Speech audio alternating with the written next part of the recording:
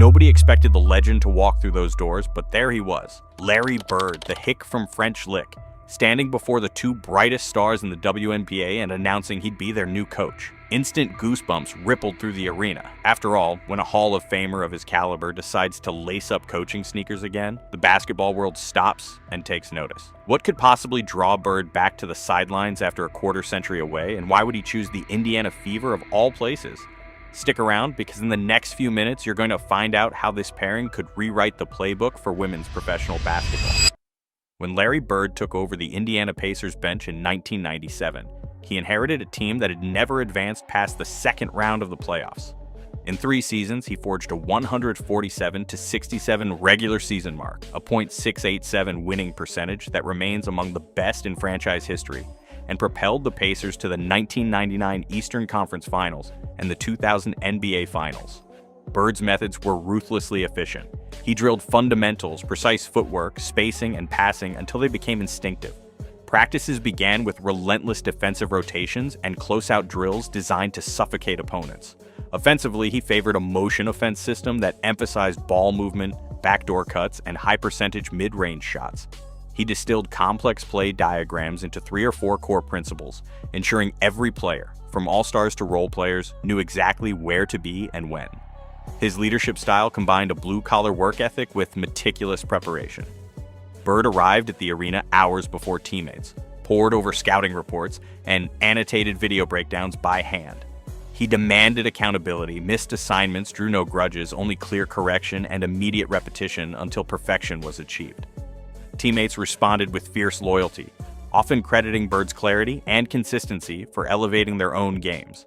Now, amid Caitlin Clark's breakout rookie season, 19.2 points, 8.4 assists, 5.7 rebounds, and a first playoff berth since 2016, the Fever front office has quietly explored whether Bird's unforgiving standards and adaptive intelligence can translate to the WNBA. But this time, it's not men's hoops calling. In just 2 seasons, the Indiana Fever have flipped the script from lottery fodder to must-see entertainment. Television ratings have surged by over 60%, with peak viewership numbers rivaling early season NBA matchups. Merchandise, jerseys, hats, even specialty basketballs sells out within hours of each release, and the team's hashtag trends nationally on game nights. Social media engagement now eclipses many established NBA franchises during their preseason. Inside the Fever front office, executives credit this explosion to Caitlin Clark's arrival, and they've grown convinced that matching her on-court brilliance with a coaching icon could cement Indiana's dominance. Behind closed doors, sources say management floated unprecedented offers. Full equity participation in team growth initiatives, sweeping control over scouting and analytics departments, and even co-ownership consideration tied to long-term performance milestones. Those enticements reportedly lured several retired NBA coaches to the table for initial talks. Yet when Bird's name surfaced, Indiana's own blue-collar legend who personifies the state's basketball soul, their boardroom buzz reached a fever pitch no other candidate could match. Last season, Clark burst onto the professional stage like a supernova, dropping 19.2 points, 8.4 assists, and 5.7 rebounds per game in her rookie campaign. She didn't just turn heads, she broke records, leading the Fever to their first playoff appearance since 2016. Home crowds swelled to an average of over 17,000 fans, and television broadcasts regularly topped 1 million viewers, figures that even Bird's Pacers never consistently achieved. There's been a lot of buzz online about how Clark's basketball IQ meshes perfectly with Bird's fundamental style. Fans are speculating that with Bird's mentorship, she could sharpen her court vision even further, becoming not just a prolific scorer but the ultimate on-court general. Imagine Clark executing a Bird-style motion offense, feeding cutters with pinpoint passes and knocking down mid-range jumpers. This rumor sounds too good to be true, but sources say both Bird and Clark have quietly expressed mutual admiration behind closed doors. Sophie Cunningham, currently lighting it up with the Phoenix Mercury, averaged a solid 8.2 points, 2.8 rebounds, and 2.1 assists per game last season, shooting 36.7% from downtown. Known for her defensive grit and willingness to chase every loose ball, Cunningham brings that blue-collar mentality Bird treasures. Rumors suggest Fever management is exploring a blockbuster trade to reunite Cunningham with Clark in Indiana, though it would require intricate salary cap maneuvers and savvy draft pick shuffling. If Cunningham joins, Bird would have two floor generals who demand the ball and thrive in transition, freeing him to emphasize half-court sets and lockdown defense. Reports claim he's already drawn up plays to leverage Cunningham's catch-and-shoot prowess alongside Clark's playmaking, creating mismatches that few WNBA teams could counter. But will the league's cap restrictions and rival GMs stand in the way? Roster logistics aside, the real intrigue lies in how the Fever's culture will evolve. Christie Sides navigated the Fever through Caitlin Clark's rookie whirlwind, excelling under the glare of national media and guiding Indiana to its first playoff berth in 8 years. Yet front office insiders believe true transformation demands a new architect, and they see Larry Bird as that game changer. Sources say Bird secured not just a coaching contract, but an executive-level title granting veto power over player development, scouting hires, and the team's analytics roadmap. Blueprints for the revamped practice facility already circulate. Stations dedicated to shooting mechanics drilled to perfection, defensive rotation labs replicating game speed scenarios, and a centralized film bunker where Bird's hand-annotated Pacers footage sits alongside advanced opponent breakdowns. He plans to overlay his time-tested drills, close-out footwork, post-entry passes, drop coverage techniques with real-time data metrics, shooting efficiency heat maps, turnover risk models, and wearable tech fatigue readouts. The goal is a fully integrated system where old-school muscle meets modern science. Veteran players will endure Bird's signature accountability circles, where film mistakes are dissected in person, while rookies enter fundamentals boot camp designed to ingrain core skills before any playbook is drawn up. Behind the scenes, he's rumored to have pushed for a dedicated analytics team reporting directly to him, an unheard-of structure in the WNBA. If he succeeds, the Fever won't just win games, they'll set a new standard for how a professional women's team trains, prepares, and innovates. Bird's mere presence would send ticket sales through the roof. Imagine season tickets sold out before training camp opens, local youth programs flooding with aspiring Fever players wearing number 33rd. Sponsorship deals would skyrocket. A recent leak suggests major brands are circling, eager to attach themselves to this cross-gender basketball revolution. The national media frenzy alone could eclipse even the NBA's Summer League coverage. There's been talk that broadcast partners are renegotiating TV deals to feature more Fever games, betting on Bird's debut as must-see television. This level of attention could elevate every WNBA franchise's profile, forcing rivals to consider equally bold moves. But beyond dollars and ratings, there's a deeper cultural shift. Bird's endorsement of women's basketball sends a powerful message that this sport demands respect and recognition on par with men's leagues. And across the league, other teams are standing at attention. Across the WNBA, general managers are scrambling to upgrade their sideline leadership. In recent weeks, teams from Seattle to Las Vegas have vetted candidates with proven NBA pedigrees, former conference finals assistants, championship-winning head coaches, and celebrated college tacticians.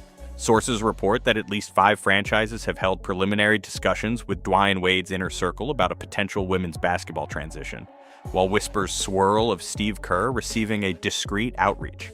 If Larry Bird's Indiana experiment pays off, it will validate the notion that elite men's league minds can translate into WNBA success, and franchises will rush to replicate that formula. Strategically, this could redefine on-court scheming. Imagine corner 3 rotations calibrated to NBA-level spacing or defensive blitz packages, once reserved for final series, deployed to disrupt WNBA ball screens. Teams might adopt hybrid offensive sets, blending motion offense with pick-and-roll analytics, a tactical fusion driven by coaches steeped in both traditional X's and O's and modern data modeling. Front offices are already projecting budget increases for coaching salaries and analytics staff, betting that a high-profile hire will not only improve win totals, but also drive sponsorship and broadcast revenues. The competitive impact could be seismic. Clubs unable to land marquee coaches may face roster attrition as star players seek programs promising both top-tier mentors and innovative systems. In this fast-evolving environment, the Fever's gamble on Bird isn't just about one franchise's fortunes. It signals the start of an arms race that could elevate coaching standards and reshape the entire league's competitive landscape. Legendary coaching acumen plus generational talent plus a strategic foresight equals nothing less than a basketball revolution. Larry Bird stepping into the WNBA could redefine what success looks like in women's professional hoops, not just in Indiana but across the entire league. Sue Bird just dropped the bombshell of the year. Internal WNBA memos aimed at muting Caitlin Clark's star power and manufacturing drama instead of celebrating her. In that way, I do think Caitlin's being used as a pawn. Now, the league is in full panic mode, and fans, players, and sponsors are demanding answers. Hit like if you believe the WNBA must come clean. On her flagship podcast, four-time WNBA champion Sue Bird dropped a revelation that shook the league to its core. She'd stumbled upon internal PR directives instructing broadcasters to limit Caitlin Clark's segments and instead highlight broader league narratives. Bird quoted verbatim from leaked emails and slide decks, language so specific it mentioned trimming post-game Logo 3 replay packages by 30% and swapping them out for generic Rising Stars montages featuring multiple players in equal measure. Within 2 hours, the hashtag #letterplay climbed to number 5 on Twitter's trending list, generating over 200,000 user posts and 350 million impressions across platforms in 24 hours. On Instagram, Clark's last highlight reel post saw engagement spike 400% as fans flooded comments with demands to stop hiding the best show in basketball. TikTok creators launched reaction mashups juxtaposing Bird's leaked memo quotes against Clark's record-setting step-back threes. Those videos racked up 45 million combined views by next morning. Mainstream media followed suit. ESPN's SportsCenter opened its top segment with Bird drops bombshell on WNBA PR tactics, interviewing former executives and sports marketing analysts who called the strategy unprecedented and counterproductive. The New York Times ran a front-page online feature headlined, "Is the WNBA sabotaging its own star?" complete with excerpts from the Safe versus Star Power document. Even talk shows like The View debated whether a league could sustain growth by sidelining its biggest attraction. In exposing these memos, Bird converted an internal marketing debate into a full-blown public relations crisis, one that forced the WNBA's leadership to confront allegations of actively suppressing the very talent-fueling record viewership and revenue. One of the most damning revelations was a file ominously titled Racial Arc Storyline Tactics. This internal playbook didn't merely suggest highlighting Clark and Reese. It prescribed a full-blown marketing strategy built on contrasts. Broadcasters were instructed to run split-screen promos framing Clark's ice-cold step-back threes against Angel Reese's gritty, hard-nosed drives. Producers were told to push the narrative that fans must choose sides, setting culture clash soundbites against highlights to stoke debate and leaning into racial undertones for mid-season viewership spikes. This wasn't subtle branding, it was outright commodification of athletes' identities. The memo even recommended crafting social media graphics with melanin versus metal captions, then tracking engagement to adjust which athlete received more airtime. In other words, instead of celebrating pure basketball excellence, the league was preparing to exploit its players as living storylines, packaging their backgrounds and playing styles into clickbait drama. That level of calculated manipulation shattered the trust of players and fans alike, exposing a willingness to trade authenticity for short-term ratings gains. Within minutes of Bird's expose, Angel Reese and Caitlin Clark took to social media to push back. Reese posted, "I came here to play basketball, not to be a prop in someone else's storyline," while Clark wrote, "My job is winning games, not fueling manufactured rivalries." Fans answered in kind. Letterplay and Protect Caitlin trended on Twitter, generating over 500,000 tweets in 24 hours. TikTok creators mashed Clark's genuine highlight reels with clips of forced drama promos. Those videos racked up 30 million combined views in 2 days. On Instagram, engagement on Clark's posts spiked 250% as supporters flooded comments with messages like, "Celebrate greatness, don't hide it." A recent survey of 2,000 Fever season ticket holders found 42% believed the league prioritized controversy over pure basketball excitement. In private player-only forums, dozens of athletes shared frustration at being reduced to marketing cliches. Even legends weighed in. Diana Taurasi tweeted, "Hiding greatness for clicks is a disservice to the game." And Candace Parker posted, "Let our athletes shine unfiltered." Across living rooms, sports bars, and online forums, the chorus was unanimous. WNBA fans demand authentic storytelling that honors players' skills and achievements, not contrived drama spun from internal memos. Bird didn't stop at marketing memos. She also revealed a referee's directive dated May 10th explicitly instructing officials to monitor rookies like Clark for unsportsmanlike conduct.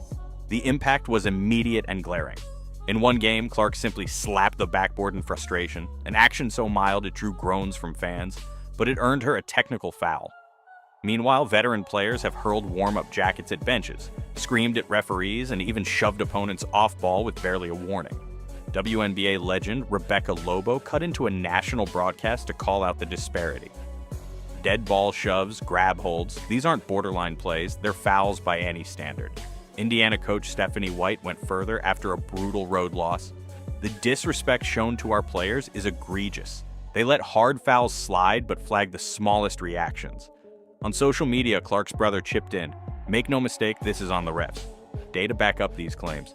Through mid-season, Clark had drawn 3 technical fouls, all for minimal reactions, versus 0 techs assessed to 5 league veterans for far more blatant outbursts.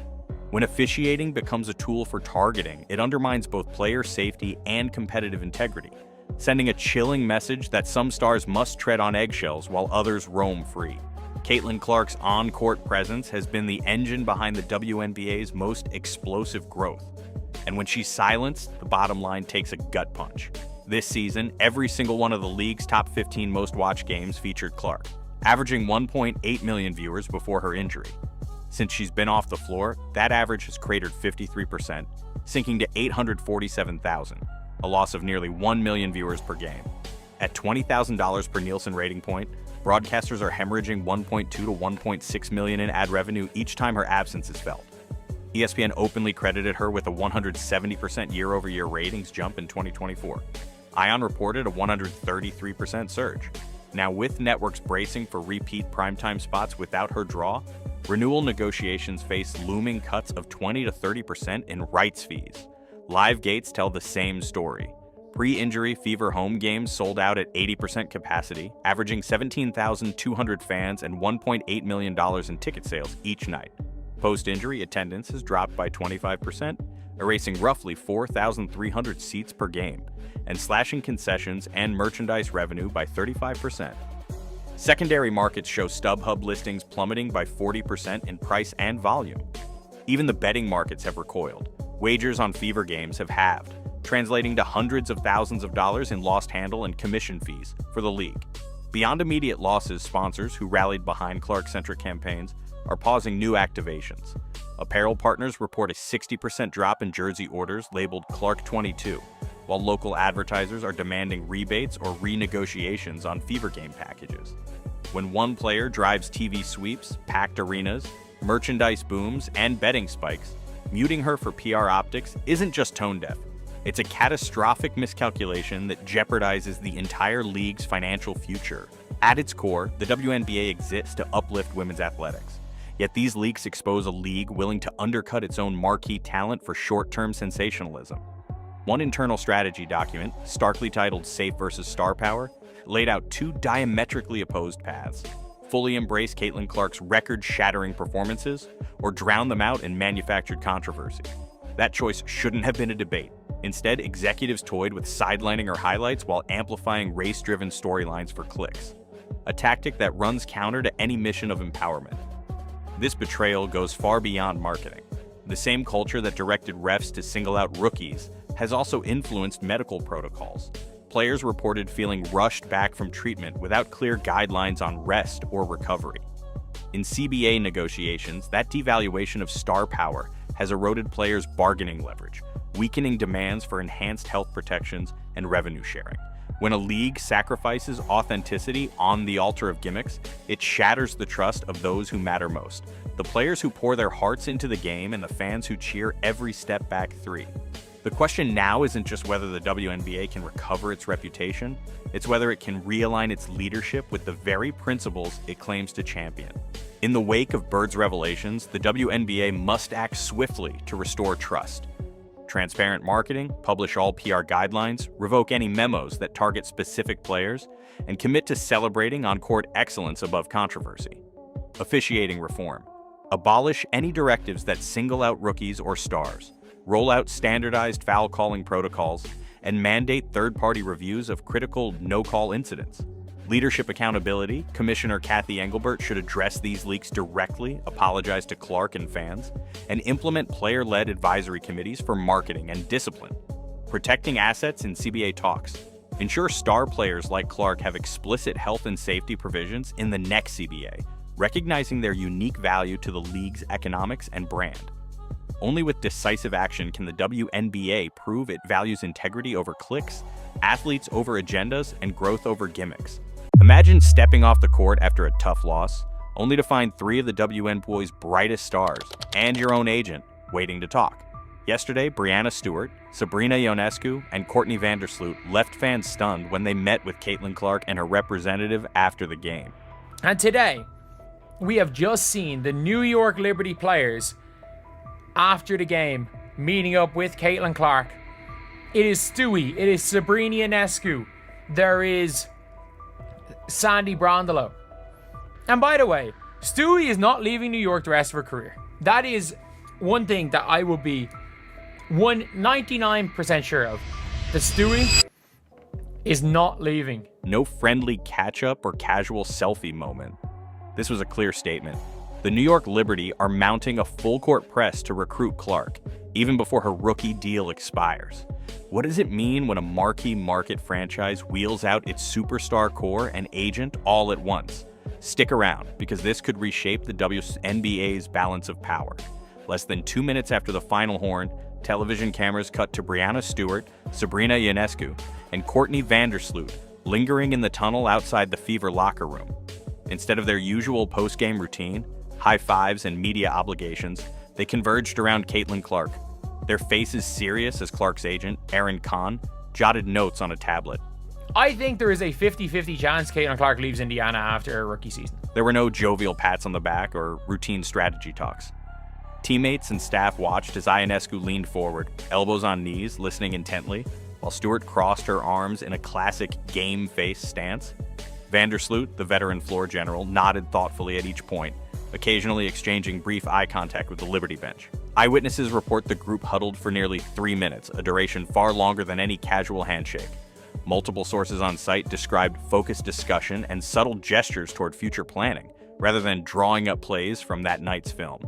With Kahn seated between the Liberty stars and Clark, pen poised above his notes, the moment felt less like post-game camaraderie and more like the opening move in a recruitment strategy session. This wasn't solidarity in defeat. It was the Liberty's top leadership and Clark's own representation laying groundwork for what could be the WNBA's most consequential free agency negotiation. The Liberty aren't just another WNBA team. They're the league's flagship franchise, anchored in the nation's top media market. New York City delivers over 8 million potential TV households, dwarfing other markets and guaranteeing maximum exposure.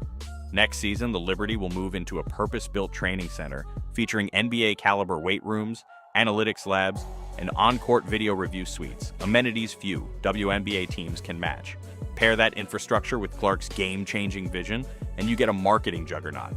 Every matchup becomes primetime fodder.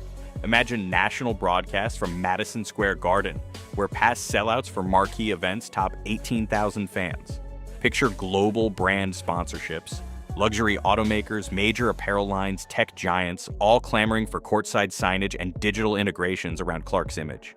In New York, Sexine must-see TV isn't a catchphrase, it's a business model. The Liberty see Clark is the keystone of a dynasty. Her on-court creativity fueling sold-out arenas, her off-court appeal driving international streaming subscriptions, and her global reach turning every Liberty game into a headline event from Fifth Avenue to Tokyo. This is why New York isn't just talking, they're mobilizing every resource to make Clark the face of basketball's next big hero. Aaron Kahn's presence wasn't social, it was strategic. Clark's rookie deal locks her to Indiana through 2027, with restricted free agency rights that force any rival offer through a matching filter. By bringing Kahn into the Liberty huddle now, New York is effectively probing the league's next collective bargaining framework. Early reports suggest the upcoming CBA talks may relax anti-tampering rules and expand contract structures, potentially introducing equity shares or performance-based bonuses. In practical terms, Kahn uses these preliminary meetings to assess New York's salary cap outlook 5 years out, confirm ceilings for maximum salary contracts, and negotiate novel compensation elements, like win-share incentives or revenue participation clauses that could outpace standard scale. Each phrase he records, each number he confirms, feeds directly into the offer sheet he'll eventually submit. Indiana's front office will then evaluate those terms against their own budget and long-term valuation of Clark. This isn't casual contract talk. It's a high-stakes negotiation staged 3 seasons early. Liberty officials understand that planting these seeds now can influence how the CBA evolves, potentially shaping free agency rules that favor market-sized bids over incumbent loyalty. For Clark and her camp, it's a careful balance. Leverage New York's financial muscle without triggering league sanctions or burning bridges with her hometown franchise. In this game of CBA chess, every move and every off-record conversation could determine where Clark unloads her queen. New York enters this pursuit with clear financial firepower. Stewart and Ionescu each carry cap hits near the maximum, yet both have intimated they'd accept hometown extensions at 10 to 15% below market, freeing up roughly $750,000 each against the 2026 salary cap. That creates room to offer Clark a projected 4-year, $2.4 million annual salary, well above Indiana's matching threshold. Behind the scenes, the Liberty have stashed 2 first-round talents overseas, Spain's Raquel Carrera and France's Maureen Johannes, whose rights occupy non-counted reserve slots until they join on standard rookie scale deals. This tactic preserves $1.2 million in immediate cap space, allowing New York to layer in veteran minimums for depth while still funding Clark's blockbuster contract. Combined with a stable coaching staff and implicit promises of prioritizing Clark in offensive schemes, the Liberty can guarantee a contending roster each season, balancing elite talent, salary cap prudence, and the marketing package only New York can deliver. Indiana holds all the cards. As Clark's original team, the Fever control her restricted free agency matching rights, meaning any offer sheet from New York can be countered dollar for dollar. Behind the scenes, Indiana's front office has drafted a legacy package designed to outbid rival suitors. A maximum salary offer for 2028, equity-style bonuses tied to playoff wins, and an upgraded training complex in Fishers, complete with NCAA-grade film rooms, biomechanics labs, and personalized skill development stations. Even more compelling is Clark's bond with Aaliyah Boston. The pair came into the league together, sharing locker room rituals and late-night film sessions that forged the Fever's identity. Coaches point to their seamless pick-and-roll chemistry and mutual trust in clutch moments as the backbone of Indiana's first playoff run since 2016. Any departure would force Clark to build new on-court relationships from scratch and shoulder the burden of leadership in a franchise still finding its footing. Beyond X's and O's, Clark's emotional investment in Indiana runs deep. Grassroots clinics she hosts in suburban communities, her fan-driven mural in downtown Indianapolis, and her pledge to mentor local youth. That hometown loyalty could outweigh the bright lights of Broadway. In essence, the Fever's counterproposal isn't just financial, it's personal, cultural, and built on a foundation that only Indiana can offer.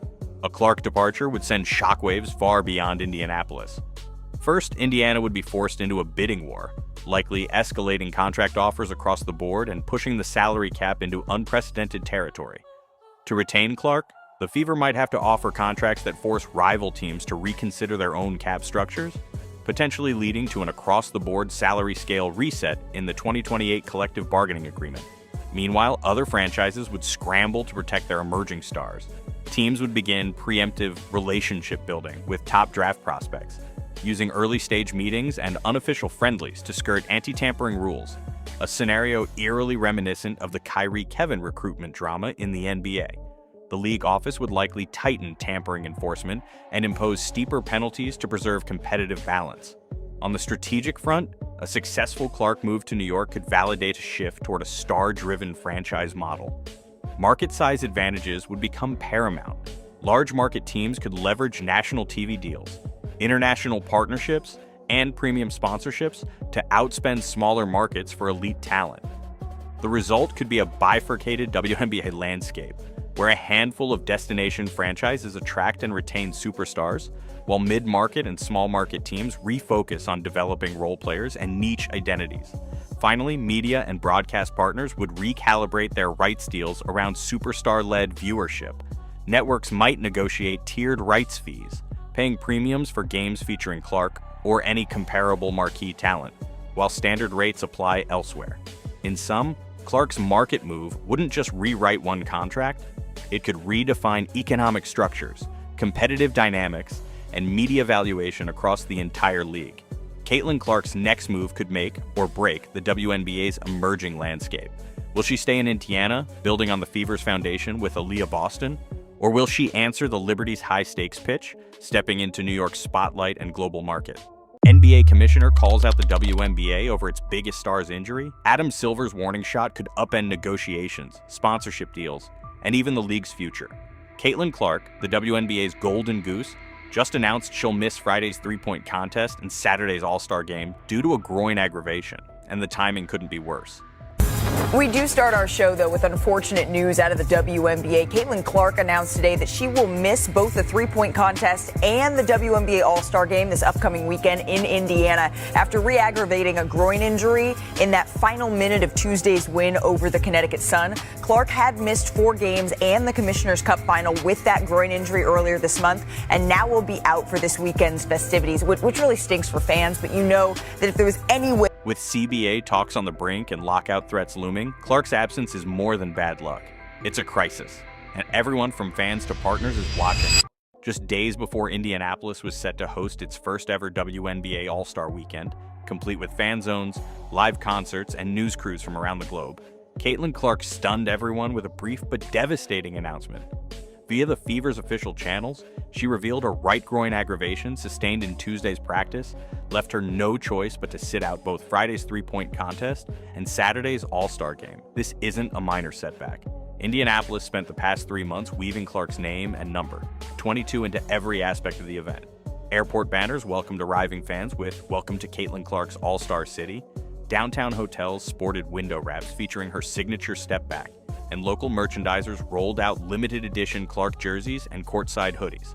Now, instead of witnessing her gravity-defying triples and no-look assists, crowds will see her off to the side, helping Sandy coach our team. That abrupt switch from being the weekend's headline attraction to an obliging sideline presence cuts deep, reminding everyone how fragile even the most glittering sports spectacles can be. The WNBA's current collective bargaining agreement is set to expire on October 31st, 2025. And behind closed doors, the atmosphere is heating up. Players and owners have been locked in talks for months over 3 critical battlegrounds: how league revenue is shared, the structure of free agency, and strengthened health and safety protections. For players, star power isn't just a badge of honor, it's leverage at the negotiating table. Caitlin Clark's appearance on national broadcasts routinely lifted ratings by more than 75% and drove sponsorship interest in Fever-branded merchandise. Her participation in All-Star Weekend would have guaranteed premium ticket sales, lucrative primetime TV slots, and banner ad sponsorships from national brands. Now with Clark sidelined, that leverage evaporates. Owners, already cautious about expanding the salary cap or enhancing travel, see their best bargaining chip benched. The players' union warned of a potential work stoppage if demands for additional guaranteed contracts, enhanced health benefits, and freer movement between teams aren't met. But with Clark out of the biggest showcase on the calendar, owners can credibly argue that televising a starless All-Star Weekend won't justify the costs of their headline proposals. What seemed like an unfortunate injury has morphed into a pivotal moment in labor negotiations. Rather than a toss-up over medical misfortune, this feels more like a strategic blow to the union's bargaining position, one that could tilt the entire CBA outcome in favor of the owners unless the WNBA swiftly adjusts its game plan. When asked about Clark's sudden withdrawal, NBA Commissioner Adam Silver offered a pointed response. "Caitlin's safety and fair treatment are non-negotiable," he said, emphasizing that every basketball organization must prioritize its players' well-being. In the context of the NBA-WNBA partnership, where broadcast rights, digital streaming revenue, and joint marketing deals exceed $500 million annually, that statement reverberates far beyond mere goodwill. Silver isn't issuing a casual get-well wish, he's laying down a marker. His office helped negotiate the WNBA's current TV contract, set to launch a new primetime package in 2026, and knows full well how Clark's presence boosts network bids and corporate sponsorship commitments. By publicly spotlighting the issue, Silver is signaling that the NBA will monitor how the WNBA handles its brightest star, and suggesting that, if necessary, the NBA may leverage its greater clout to push for stronger player safety protocols, or even step in to ensure Clark isn't sidelined by preventable harm. Kathy Engelbert's handling of Caitlin Clark's injury and the related officiating fiascos has drawn sharp rebukes. In press conferences, Engelbert has repeatedly tripped over Clark's name, bundling her into vague references like "our athletes" or pivoting to another player, rather than directly addressing the league's premier talent. Veteran sports columnist Christine Brennan blasted the commissioner for fumbling basic facts and unable to speak plainly about the league's biggest asset. Behind the scenes, Engelbert's office has stonewalled inquiries into recurring no calls. When Marina Mabre's off-ball shove knocked Clark to the floor in April, the league quietly upgraded the foul to a flagrant 2 only after fans and pundits erupted online. Engelbert offered no apology or admission of error, issuing instead a boilerplate statement on due process and consistent application of disciplinary rules. Coaches and players say that consistent is hardly accurate. Indiana's own Stephanie White called the league's response tone-deaf, pointing out that Clark has been shoved, grabbed, and elbowed without any retroactive clarification or change to officiating guidance. On social media, Clark's brother Colin asked, "Why must we beg for basic protection?" highlighting the frustration that even family members feel. Rather than stepping up as the league's chief advocate for player safety, Engelbert has appeared in retreat, settling for platitudes about upholding the spirit of competition while allowing dangerous play to continue unchecked. In a moment when clear leadership and decisive action were demanded, Engelbert's missteps have left the WNBA looking reactive, defensive, and unprepared to safeguard its most valuable stars. The moment Caitlin Clark hit the sideline, the bottom fell out of fever-related revenue streams. National TV ratings for Indiana's games plunged by 53%, collapsing from an average of default 1.81 million viewers, 847,000, a loss of nearly 1 million households per broadcast. At standard advertising rates, that viewership gap equates to $2 to $3 million. It centers in misstead revenue for networks each time Clark's name vanished from the lineup. In 2024, ESPN credited Clark with driving a 170% increase in WNBA ratings year over year, while Ion's numbers jumped at 133%, sparking aggressive renewal bids for broadcast rights tied explicitly to her appearances. Now, with those spikes stalled mid-season, both networks are in renegotiation limbo. Rights fee discussions slated for next year may see offers slashed by 20 to 30% unless the league can guarantee star-powered ratings. The ripple effect extends to sponsorships and in-arena income.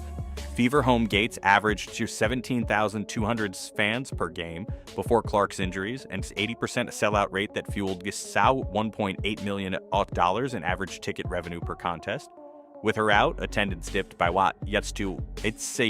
25%, leaving thousands of empty seats and pushing concessions and merchandise sales down by 35%. Betting markets haven't been immune. Wagers on Fever games dropped by 50%. Within a week of Clark's groin aggravation, signaling lost revenue for sports books and, by extension, reduced handle-based fees for the league. When one player is responsible for skyrocketing TV audiences, packed arenas, and surging sponsorship demand, her health becomes far more than a coach's concern. It's the league's chief financial linchpin. In this light, Clark's all-star absence isn't just a blow to team morale. It threatens to hollow out the WNBA's revenue model at a critical juncture of rights deals, sponsorship renewals, and labor negotiations. This season's erratic officiating has morphed into a full-blown safety emergency. In just 44 games, the WNBA logged 40 serious injuries, a rate of nearly 3.2 injuries per game, with many tied directly to uncalled contact. On live television, Rebecca Lobo paused the broadcast to call out repeated grab holds and forearm strikes that went unwhistled, saying, "These aren't borderline plays, they're fouls by any standard." Indiana coach Stephanie White went even further after another bruising loss. The disrespect shown to our players is egregious. Officials are watching stars get hammered and doing nothing. The consequences ripple beyond bruises. Dead ball shoves, like the shove that laid Clark out, force players to contort their bodies mid-flight to brace for impact, shifting stress onto hips and hips onto groins. Sports medicine specialists warn that recurrent groin strains aren't random. They're a sign of mounting mechanical overload. When athletes constantly adjust their stride to avoid collisions, secondary injuries to quads, hamstrings, and lower back become almost inevitable. Even Caitlin Clark's own brother took to social media writing, "Make no mistake, this is on the refs," capturing a growing sentiment that inadequate whistleblowing isn't just unfair, it's hazardous, until the league demands consistent enforcement of basic fouls. Dead ball contact, off-the-ball grabs, and over-the-back hits. Its most valuable talent will remain at risk, and each missed call could translate into the next lost superstar. As lockout threats gather, the WNBA faces its biggest test. Can it overhaul officiating standards, clearly defining protective versus reckless conduct, and retrain referees before the next season? Will Engelbert champion expanded player safety protocols in the new CBA? And crucially, can both sides negotiate a deal that secures long-term health insurance, guaranteed contracts, and revenue sharing that reflects Clark's economic impact? Failure means not just a lost season, but potential erosion of fan trust and sponsor confidence. Caitlin Clark's All-Star withdrawal wasn't just an injury, it was a seismic event revealing flaws in governance, officiating, and labor relations. Adam Silver's intervention underscores how critical Clark is not only to WNBA success, but to women's sports as a whole.